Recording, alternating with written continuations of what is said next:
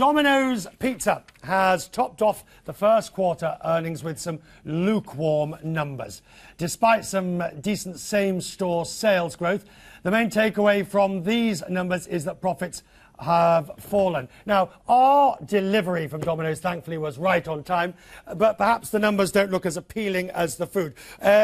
Profits fell by almost a quarter. They were down some 23.5%. Now, the net big slice of the decline was because of the reorganisation and capital programme. It finished refinancing its debts. Lower revenues had an impact too. They were down just 1%. So if we take a look and take a slice out of the pie, you will see it was the recapitalisation that made such an impact on it. The chief executive of Domino's, J. Patrick Doyle, joins me now from Michigan. The staff will be delighted. Thank you for providing dinner. We will settle the bill afterwards. We need to talk numbers.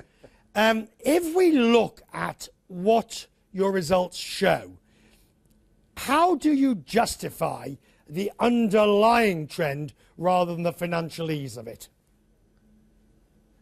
Yeah, Richard, you got it exactly right. I mean, there was some noise in the numbers because we did the refinancing, and that really was a big part of it. But I think when you get to the underlying numbers, our earnings per share were up 12%. Our international business was really incredibly robust, and we're now, as of this quarter, bigger outside of the U.S. than we are in the U.S.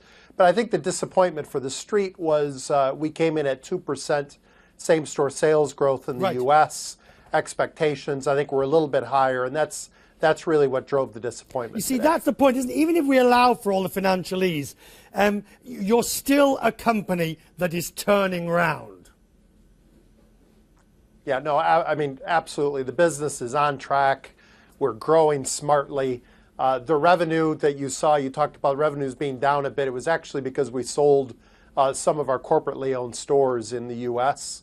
But overall, I mean, our business is still very good, particularly outside of the U.S. It's still absolutely robust. So you've got new menus and you're being a lot more rigorous and determining on what people can do with their pizza. You can't fiddle around with the pizza as much as you used to perhaps be able to because you want to maintain the standards. But I'm asking you now, what is it that the rest of the world wants from Domino's Pizza, do you believe? Well, it really comes down to great food delivered quickly. And if we do that for a good value, we grow. We've now had 73 straight quarters of same-store sales growth outside of the U.S. That's over 18 years. So the consistency of the business outside of the U.S. has been absolutely phenomenal. And it's in a growing category. The category is probably growing 5% outside of the U.S. OK, but it won't be long before that part of the market saturates as much as elsewhere. So, Mr. Doyle, you have to come up if you... I mean, look, I know it's a big world and there's plenty of room to expand, and I've little doubt before this interview is finished you will have mentioned China or some emerging market as a potential robust engine of growth. But if you actually look at the product and what you've got to do with it, what's your goal? Well, I really what we just laid out. I mean, the fact is, we've got just under 5,000 stores in the U.S. We're slightly over that number now outside of the U.S.